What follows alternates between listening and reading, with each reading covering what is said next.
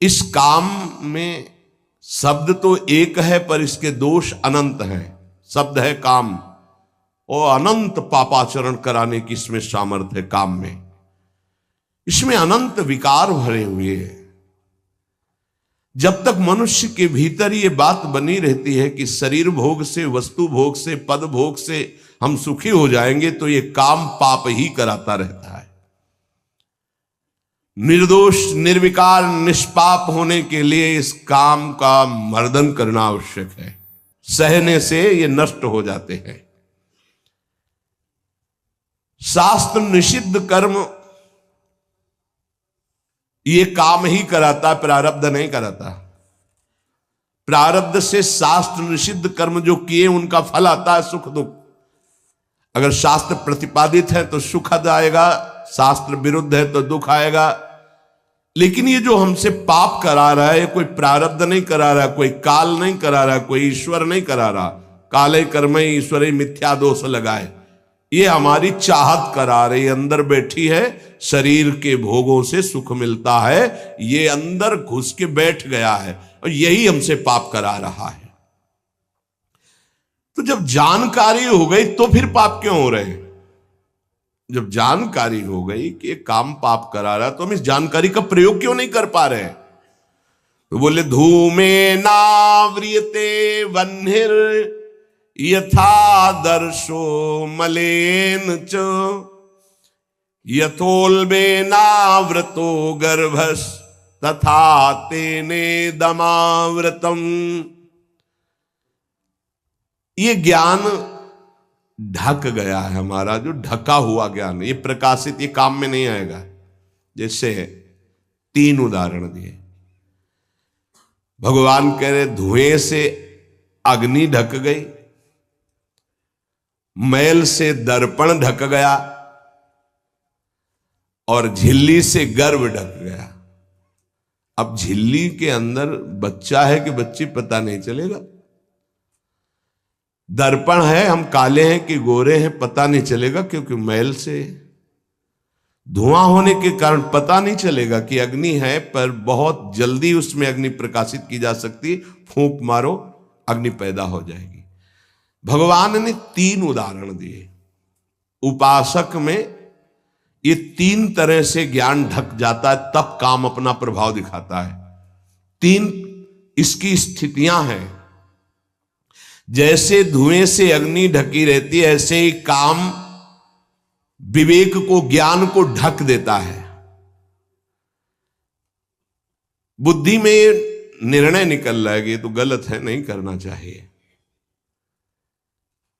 सात्विक, राजसिक, तामसिक, ये बुद्धि की 3 प्रवृत्तियां हैं, 3 गुणों के अनुसार। कर्तव्य अकर्तव्य का ठीक ठीक निर्णय करने में समर्थ है सात्विक बुद्धि। राजसिक बुद्धि ठीक निर्णय नहीं कर पाती, असमर्थ होती है कर्तव्य का। और तामसिक उल्टा ही निर्णय करती है।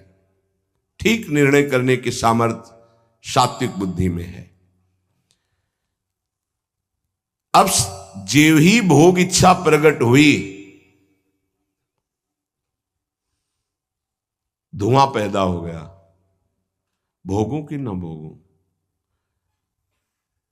पाप तो नहीं बन जाएगा। धुआं है, इसका मतलब अग्नि है, ज्ञान है उसके अंदर। अब अगर उस समय उसको सत्संग मिल जाए, कोई संत की बात चलने लगे, उसका चिंतन वो रोक पावे, तो मानो फूंक मारना है। जैसे धुआं उठ रहा है, 1 2 3 फूंक मारो, आग लग गई, प्रज्वलित हो गया, बच गया। ये पहला बहुत सरल है, बच जाना काम से। धुआं हो जाने पर दिखाई नहीं देता क्या है, क्या ठीक है क्या नहीं ठीक है, पर फूंक मारो तो आग उठी, धुआं खत्म हुआ। ये ज्ञान हो रहा है, बीच बीच में जलन हो रही कि भोगूं कि ना भोगूं, अच्छा है कि नहीं अच्छा है, कहीं पाप तो नहीं हो जाएगा, कहीं गलती तो नहीं हो जाएगी। पर वो धुआं है, नहीं भोग लेते हैं, अवसर मिला है, समय मिला है, भोग ले। ये उस समय उसको चाहिए, तत्काल कोई सहयोगी चाहिए विवेक का। परमार्थिक मार्ग में धुआं पैदा कर देगी। साधक अगर सावधान हुआ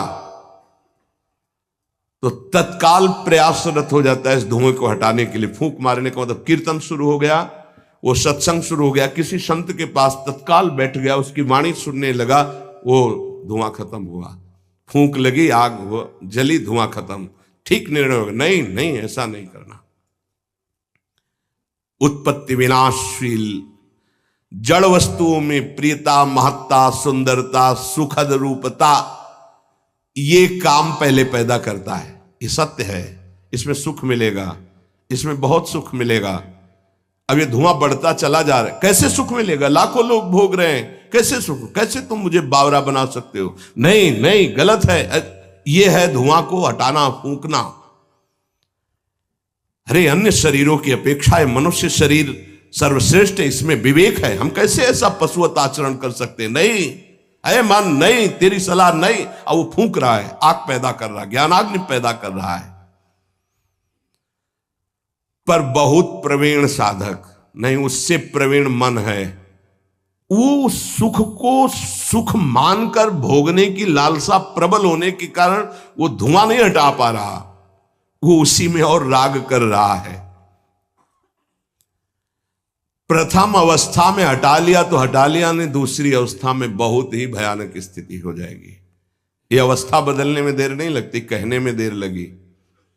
दूसरी अवस्था हो जाती है दर्पण में ढका हुआ मैल। उसमें तो फूंक केवल मारनी थी कि आग प्रज्वलित हो गई, क्योंकि तैयार एकदम ज्ञान है, पर धुआं जैसा ढक गया, काम ने ढक दिया। जब दूसरी स्थिति आई उसी उपासक की कि इसका प्रायश्चित भी तो हो सकता है, अब वो मल लग गया। जैसे दर्पण में गाढ़ा मल पोत दिया जाए तो बिल्कुल दिखाई नहीं देगा कि हमारा रूप कैसा है। अब बिल्कुल विचार शून्य होता चला जा रहा है। यथा दर्शो मलेन च, जैसे मैल से ढक जाने पर शीशा, दर्पण, वो दिखना एकदम बंद हो गया। उसमें तो दिख रहा था, धुआं है, आग है, मतलब विवेक काम कर रहा था। थोड़ा फूंकने की जरूरत थी, ज्ञान के प्रज्वलित करने की जरूरत थी, पर वो उधर ना की तरफ वृत्ति ना ला करके हां की तरफ वृत्ति ले आया तो दूसरी सीन पैदा हो गई स्थिति। जैसे दर्पण में मल ऐसे लगा दो तो बिल्कुल नहीं दिखेगा, और वो बिल्कुल निर्णय नहीं कर पा रहा। सतोगुण में निर्णय करने की क्षमता होती है, रजोगुण में निर्णय करने की क्षमता खत्म हो जाती है और निश्चित हो जाता है कि भोग में सुख है। ऐसी कामना का वेग बढ़ा तो ये भूल गया कि मैं साधक हूं, मेरा कर्तव्य क्या है, मैं अकर्तव्य करने जा रहा हूं, ये भूल गया। क्योंकि जैसे दर्पण में ढक गया तो भूल गया, दर्पण में दिखाई देता मैं कौन हूं, तो ज्ञान रूपी दर्पण ढक गया काम से, अब ये उसकी सोच ही खत्म हो गई। अंतःकरण में इतना महत्व पैदा हो गया कि विकलता हो गई उसके अंदर। अब यही उसके पतन का कारण बन गया। इतना महत्व बढ़ गया कि निर्णय करने की क्षमता खत्म हो रही है कि मैं एक साधक हूं, मैं उपासक हूं, पापाचरण नहीं करना चाहिए। ये किसी का भी हो सकता है। पहली दशा बहुत जल्दी हटा जा सकता है, फूंक मारी हट गया, आग पैदा हुई ज्ञान की, नहीं नहीं। दूसरी दशा गुंजाइश है थोड़ी, उसको ऐसे पोंछना पड़ेगा, समय लगेगा, पोंछना पड़ेगा, तब दिखाई। नहीं नहीं, तो दूसरे में संभलना रजोगुण, ये ठीक है, ये नहीं ठीक है, क्षमता खत्म हो चुकी। पहले में क्षमता थी, दूसरे में क्षमता खत्म हो गई। तीसरा यथोल बेना व्रतो गर्भा, तीसरा तमोगुण, वो विपरीत ही दिशा की तरफ ले जाएगा। क्षमता की तो बात जाने दो, वो सारी सामर्थ्य विपरीत, जो होगा देखा जाएगा, चलो, वो विपरीत दिशा की तरफ ले जाएगा। दर्पण पर मैल आने से उसको हटाने की गुंजाइश है, यहां तक हटा जा सकता है, दूसरी स्थिति तक, पर दूसरी स्थिति बहुत कठिन है। हटने की स्थिति अब खत्म हो चुकी, लगभग पर हटा जा सकता है, लेकिन तीसरी में तो हटा ही नहीं जा सकता। जैसे झिल्ली से ढके गर्भ का ये पता ही नहीं है कि बच्चा है कि बच्ची है, ऐसे तृतीय अवस्था में ये पता ही नहीं रहता मैं गलत कर रहा हूं या गलत करने जा रहा हूं। विवेक ही काम नहीं करता, वो उसे सुख और अपना जीवन मान लेता है। अगर उस कामना में बाधा पड़ी तो तमोगुण की वृत्ति बढ़ जाती है और क्रोध पैदा हो जाता है। क्रोध जब अपना स्वरूप धारण करता है तो हिंसा पैदा कर देता है, सम्मोह पैदा कर देता है। सम्मोह स्मृति का नाश किया और बुद्धि भ्रष्ट हुई, नष्ट हो गया साधक। ये सर्वनाश करने वाला काम। सम्मोह माने मूढ़ता, घोर मूढ़ता, कुछ निर्णय करने की सामर्थ्य नहीं रह गई। पशुवत, एकदम पशु। अब उसमें जब वाणी खुलेगी तो झूठ, आचरण होंगे तो कपट, व्यवहार होगा तो बेईमानी, कर्म होगा तो अन्याय और पाप, गुस्सा आएगी तो अत्याचार, हिंसा, इसके सिवा और कुछ नहीं। अपना रजिस्टर कभी पढ़ के देखो। अपने रजिस्टर को तो देखोगे नहीं कि अपने जीवन के रजिस्टर में हमने क्या क्या आचरण किए हैं। ये सबको देखना चाहिए। ये बात समझने की है, थोड़ा कड़वाहट जरूर है कि हम सब तत्काल भगवान को दोष देने लगते हैं, लेकिन भगवान चीख चीख के वर्णन कर रहे हैं, ऐसा मत करो इसका परिणाम ये है, ऐसा करो इसका परिणाम ये है। तो जो कह रहे हैं करो वो तो हम कर नहीं रहे, जो कह रहे हैं नहीं करो वो हम कर रहे हैं। तो उसका जब परिणाम आता है तो हम भगवान को कोसते हैं। बंबूल बोओगे तो उसमें दाग छुहारा नहीं लगेंगे, कांटे ही लगेंगे। पापाचरण करोगे तो उसका परिणाम दुख ही आएगा। पुण्य करोगे तो सांसारिक सुख मिलेगा। भजन करोगे तो पाप पुण्य दोनों से ऊपर उठकर भगवदानंद को प्राप्त होगे। कामना में तदाकार ना होने पावे तब तक बचा जा सकता है। जहां तैयारी बनी सुख भोग की और राजी हो आपने दस्तखत कर दिए, अब आपको भगवान ही बचा सकते हैं, दूसरा कोई नहीं। उस समय भगवान ही कोई ऐसी लीला कर दे तो बच सकते हो, अन्यथा नहीं बच सकते। तदाकार होना साधक का सर्वनाश हो जाना है। काम में तदाकार होना। 1 2 4 बार अगर आप ऐसी अवहेलना करेंगे तो आपका साथ देगा आपका हृदय और जलेगा, धिक्कार करेगा, बार बार कहेगा गलत है, कान पकड़ेगा, अब की बात नहीं। आगे बढ़ गए, ज्यादा मलिन हृदय हो गया तो आनंदित हर्षित होने लगेगा, आज ये भोगा कल वो भोगूंगा, और वो पापाचरण में हर्षित होकर आगे बढ़ जाता है। ये बहुत बुरी स्थिति होती है। जब तक साधक का हृदय धिक्कार देता है तब तक तो निकलने के चांस रहते हैं कि गलती को गलती मानता है और बार बार कहता है अब नहीं करूंगा। वो विवश होकर गलती हो रही पर वो कह रहा नहीं करो, ये निकल जाएगा, आज नहीं तो कल निकल जाएगा। लेकिन जो राजी हो गया है, जिसने इस महान पाप को अवगुण को गुण मान लिया है, निकलने की संभावना नहीं, क्योंकि तदाकार होकर उसी में लग गया है। तथा तेने दमावृतम, कामना और इसकी ये 3 अवस्थाएं हृदय में आती हैं। जो साधक ये जानता है, सुनकर के ये मानता है कि कामना में भोगों में सुख नहीं है, भगवान कह रहे हैं, संत कह रहे हैं, शास्त्र कह रहे हैं, कामना का त्याग करने से ही शांति और सुख मिलेगा। त्यागात् शान्तिरन्तरम्। कामना आते ही फूंक मार दो तो धुआं नहीं बढ़ पाएगा और दूसरी दशा नहीं आ पाएगी, दूसरी स्थिति काम पैदा नहीं कर पाएगा। वो दर्पण में मैल, तीसरी में तो सवाल ही नहीं उठता कि बच जाओ। परमार्थ का रुचि रखने वाला साधक कामना को पहचानना सीखे और जहां काम अंदर आवे तत्काल उसको नष्ट करना सीखे। नष्ट करने का उपाय है नाम कीर्तन, भगवत गुणवानवाद, सत्संग, श्रवण। किसी संत के समीप तत्काल बैठ जाओ, किसी साधक के समीप और चर्चा करने लगो। काम की नहीं, भगवत चर्चा। ये भी बताने की जरूरत नहीं कि मेरी स्थिति गड़बड़ है, थोड़ा मुझे कुछ नहीं, उसकी चर्चा नहीं। अगर ऐसा बोले तो उसकी सत्ता दृढ़ होगी। शांत, थोड़ा मन विक्षेप में आया, ऐसा लगा कि आपसे वार्ता करें तो थोड़ी देर आप सुनाइए, गोपी गीत सुनाइए, आप चतुराशी जी का थोड़ा कुछ, आप कुछ प्रभु के विषय में कोई सिद्धांत की चर्चा, सत्संग लगा दीजिए, सत्संग सुनने लगिए, एकांत से हट जाइए, बाहर मैदान में आ जाइए। तो किसी भी तरह से आपको उस समय बदलना है, चिंतन बदलना है। भगवान ने काम की 3 अवस्थाओं का वर्णन किया। ये वर्णन करना केवल आपको पहचान बताने के लिए है। कामना शब्द बोलने में देर लगती, बढ़ने में देर नहीं लगती। इतनी तीव्रता से वो प्रथम से दूसरी, दूसरी से तीसरी, और वो क्रिया में उतार देगा। इसीलिए हानि हरिवंश के नाम अंतर पड़े, लाभ हरिवंश उच्चरत वाणी। नाम चल रहा है तो विवेक ठीक है, वो बचा लेगा आपको। कामना के बढ़ने में देर नहीं लगती। कामना बढ़ने पर फिर कोई विचार की गुंजाइश नहीं रह जाती, अनर्थ परंपरा चल पड़ती है। पाप, संताप, दुख, कामना, फिर ऐसा कि आप 100 बार कसम खाएंगे फिर वहीं फिसल कर खड़े हो जाएंगे। देख लीजिएगा, 1000 बार प्रतिज्ञा करेंगे, एक नहीं 1000 बार, और काम वहीं रौंद के गिरा देगा, पक्का।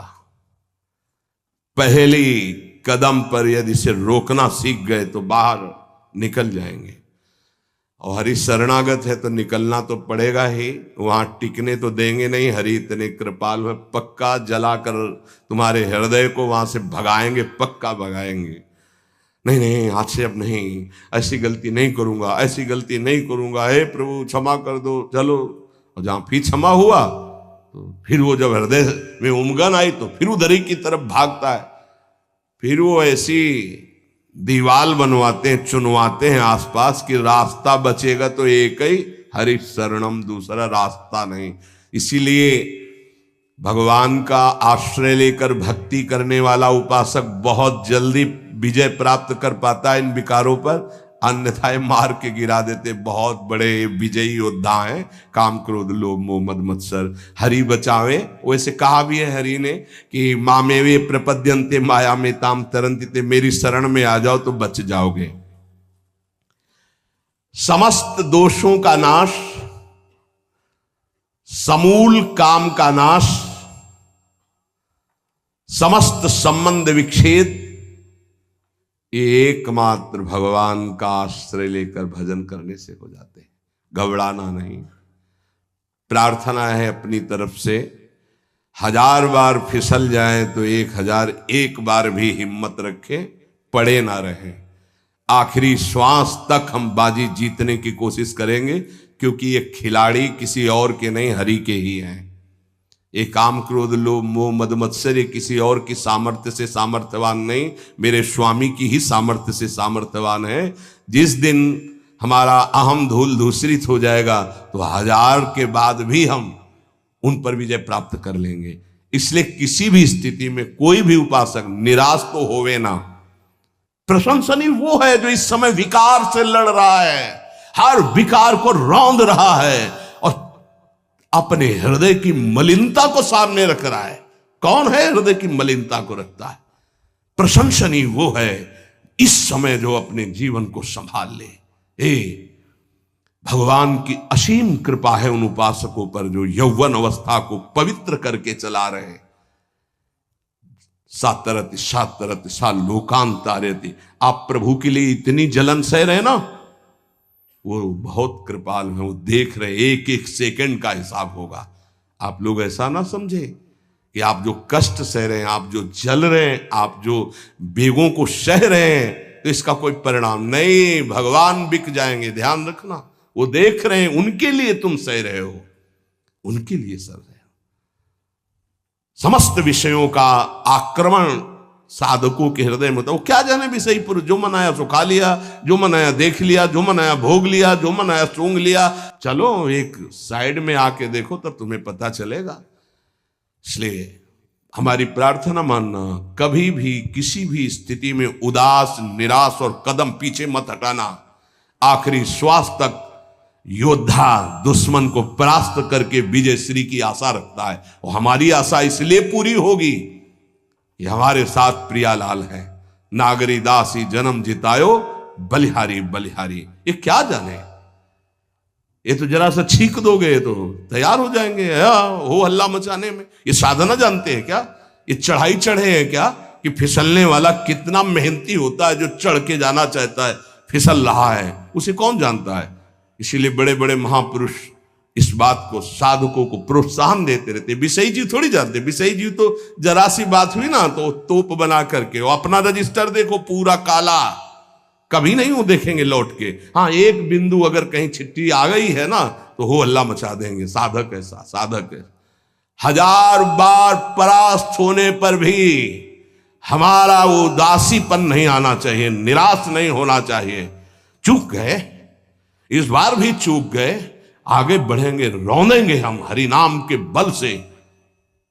हरसि हरिनाम जपत जय। निराशा नहीं आनी चाहिए अंतिम श्वास तक, क्योंकि युद्ध किसी साधारण से नहीं हो रहा। भगवान की शक्ति से संपन्न ये षड विकार हैं, कोई छोटे मोटे भगवान के पुत्र बने जाकर कृष्णावतार में। प्रद्युम्न कौन है? कामावतार, साक्षात काम प्रद्युम्न के रूप में अवतरित हो, भगवान के पुत्र रूप में। ये भगवत शक्तियों से संपन्न है, तो भक्त के ऊपर क्यों आक्रमण करते हैं? उसके अहंकार का नाश करने के लिए, शरणागति पुष्ट करने के लिए। ये अनुभव की बात कह रहा हूं। शरणागति में जहां कच्चाई होती तो ये वीर योद्धा घेरते हैं आसपास, तो हमारा मन भागता है प्रभु की शरण। त्राहिमाम, तो कहते आओ, हम ही ने तो लगाया है इनको, नहीं हम ना लगाते तो तुम अहंकार से फैल जाते। आओ, सच्ची कह रहे हैं, ये काम क्रोध लोभ हमारे बड़े सहायक हुए। जब जब ये तीर कमान संधान किए तो भाग पड़े अपने लोग हरिशरणम।